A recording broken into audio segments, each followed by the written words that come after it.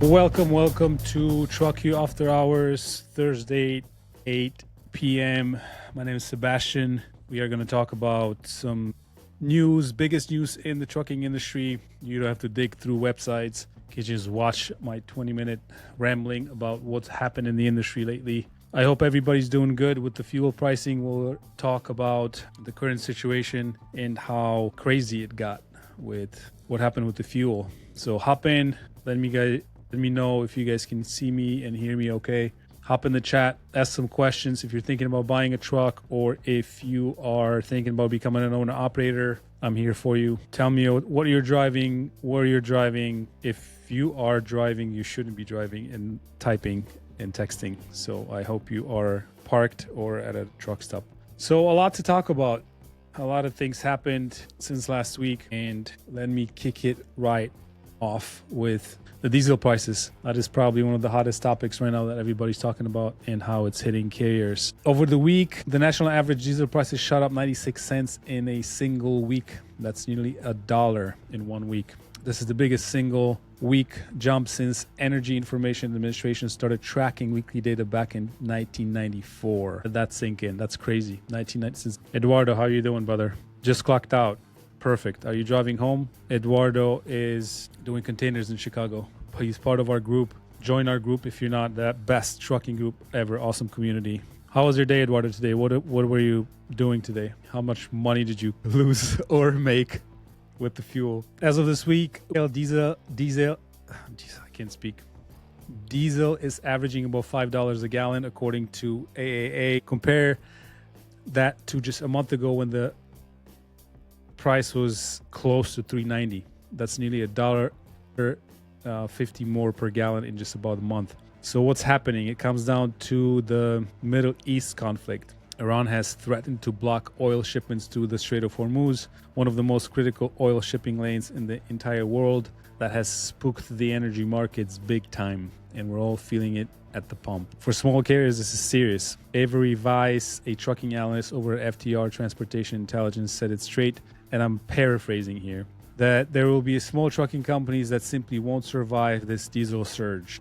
That's a gut punch, but it's the reality. In our group, Eduardo, lost about $400 in fuel. In our group, we talk about the fuel prices and the fuel surcharges, and it's just the lagging fuel surcharge for about 2 weeks. It's killing owner ops. If you don't have options to adjust the rates, it will hurt, and a lot of owners are going through it right now. Here's the double whammy. Freight rates are already pretty low coming out of a long freight recession.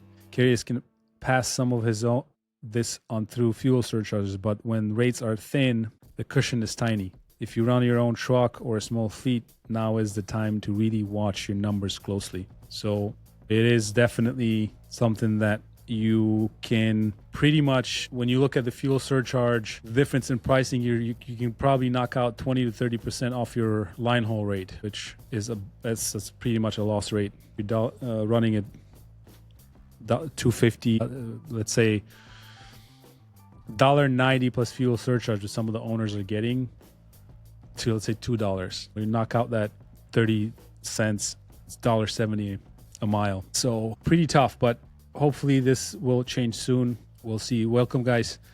You got say hi in the chat if we have some guys chiming in. Tell me how are you guys doing with fuel and what you guys are seeing. I can tell you the flatbed's doing okay. The rates are strong, so you can make it work. But the intermodal market is pretty weak as far as rates didn't bounce back yet. So that will be tough. It is tough, brother. CDL Crackdown. Thousands of licenses gone. I've already talked about it, but let's see if there's an update on this. California canceled 13,000 non-domiciled commercial driver's licenses effective March 6th. And on top of that, the Federal Motor Carrier Safety Administration has now blocked California from issuing or renewing any new non-domicile CDL going forward. We already know what the non-domicile issue is. This is part of a broader push by the current administration to tighten up who can drive a commercial truck. Alabama also jumped in this week, passing a new bill that requires foreign CDL holders to have valid work authorization and demonstrate they can speak English. That's now heading to the government. We've been talking about it for quite a few weeks, and I think they just announced 200,000 additional drivers are going to be off the market. Industry leaders are divided on this one. Some say this is long overdue, that the CDL system had holes in it and some drivers weren't properly trained or qualified. Others are worried about the impact of the driver workforce. We're already short on drivers, which is complete BS. We're not short on drivers. Pulling thousands of licenses out of system is going to tighten capacity, which it should. That's why we had a recession for a long time. Way too many drivers. You need a driver shortage. You have good driver shortage, qualified, trained, professional driver shortage. That's always been the case. But we do not have driver shortage on the market. Whoever's pumping that bullshit doesn't understand supply and demand. Story number 3, a TMC Annual Meeting in Nashville. This week, the trucking world descended on Nashville, Tennessee for the ATA Technology and Maintenance Council Annual Meeting. It ran from March 16 through March 19, so it just ended. And it's one of the biggest events of the year for fleet managers, equipment folks, and anyone who keeps trucking running. Big headline coming out of Nashville, ATA President Chris Spear did not sugarcoat things. He told the crowd that the trucking industry is facing extraordinarily challenging times right now. And he put it in real honesty. He said he was personally hoping 2026 was going to be an uptick year after 3 to 4 year freight recession. But with the now conflict in the Middle East and rising fuel prices, he's not seeing that anymore. Spear also brought up the USMCA trade agreement review. That's the big trade deal between the US, Mexico, and Canada. That review kicked off on March 16th and runs through July. The review isn't meant to blow the whole thing up, but is going to look at how the deal is actually working. For truckers who run cross-border loads, this is worth watching. On the bright side, TMC honored several industry veterans with awards, including Silver Spark Plug, the council's highest honor, and there were lots of conversations about the new technologies, truck safety features, and the future of the industry, like the double DEF systems on the 2027 emissions. What else do we have over here? How are you guys? Welcome. Crazy week. Crazy last few weeks, actually, not just the week it was. All right, this one's a wild one. Right here in Illinois, not far from where a lot of our members and listeners are, investigators track a stolen cargo trailer full of Target merchandise, cracked open a Chicago area warehouse and found $3 million in looted goods. $3 million in one warehouse. Wow. Cargo theft has been a growing problem across the industry, and this is a reminder that it's not just a few boxes here and there. Organized cargo theft rings are operating on a big scale. Thieves aren't just grabbing the easy stuff anymore. They're targeting electronics, retail merchandise, high-value loads. I actually had a situation like that with one of my loads, which was set up. One of my trucks was coming back from Texas with a pretty expensive but very small load, and they had to know what was in it. Somebody knew, either the broker or, not excluding whoever drove that truck, but it was a well-planned or action where all of a sudden the truck got to Chicago and the load disappeared. It was pretty crazy. It was like a well-organized. I reported it to the police and authorities, and they actually found a network of people that are responsible for it with our footage from the security system.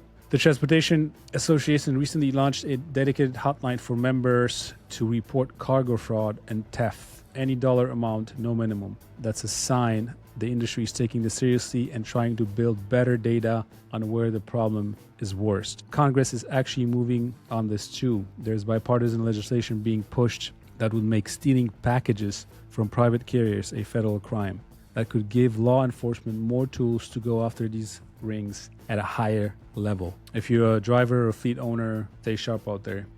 Be extra cautious. Drop yards. Trust your gut. Make sure drivers keep an eye on it, because it's not fun. Some of the situations are pretty dangerous as far as cargo theft. I speak from experience here. Let's talk about freight market. There are actually some green shots here. Analysts are telling people not to get excited. Spot rates for dry van and reefer freight are up more than 20% year over year. Load board posting are up 6% since the start of 2026. I think the rejection rates are at the highest right now at 14%, I believe, which is crazy. And the load to truck ratio hit its highest level since July of 2022, just recently. I see that definitely flatbed is obviously doing pretty good. I just checked yesterday, 18 loads to one truck ratio right now. So if you're a carrier who survived the last few years, congratulations, you're in a better negotiating position than you were.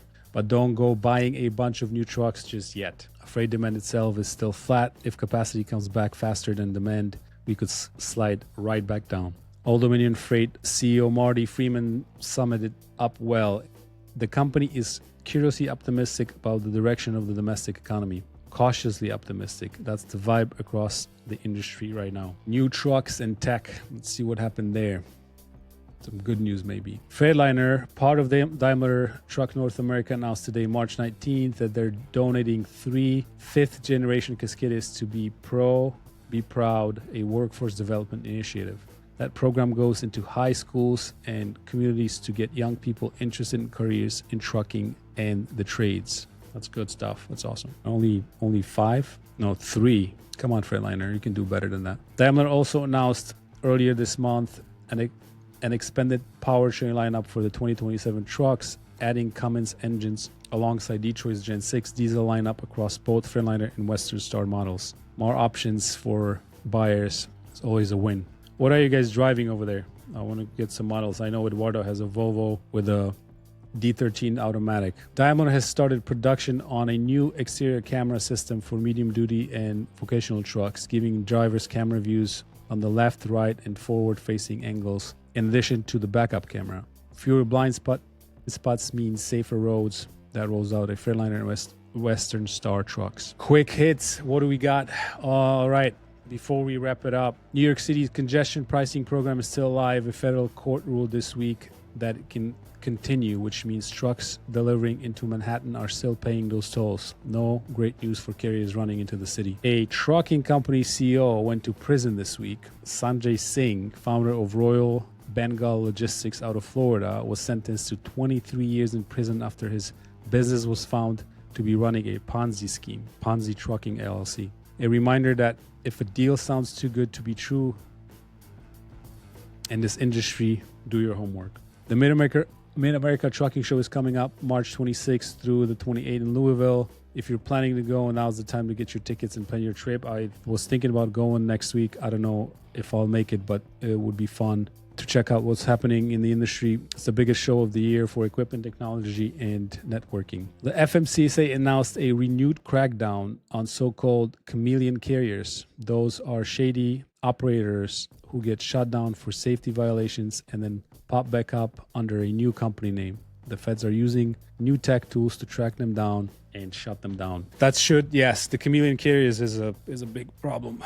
It's been a problem for a long time, and it's only gotten worse over the last few years. So hopefully this will also stabilize and help the market a little bit. We'll continue seeing good rates. I'm optimistic, cautiously optimistic, but a lot of our owners in our trucking community are buying trucks. We are searching for trucks, buying and making moves to capitalize on the market and get into the industry. Some of them are getting back, some of them are upgrading equipment. So if you do have any type of questions or if you need some help in your business, look us up or just go to truckyou.com. You'll click the link. It'll take you straight to that free community. We are there all the time. I run free webinars on Sundays and we just have random calls and we help each other out. Great community. So this is it for me. Thank you guys for hanging out with me. I always enjoy talking to myself and seeing what's out there in the trucking industry. Next week, we have some good interviews coming out on Tuesday with owner-operators, and our normal episode airs on Tuesday around noon. Our after-hour episode is usually Thursdays, 8 p.m. That's our time. So thank you so much. Hit me up if you guys need any help. I'm here in the group all the time. Thank you. Be safe. Save some money. Watch your fuel cost. Renegotiate the rates. We'll be through this bullshit relatively soon. Thank you guys for watching and have a good night.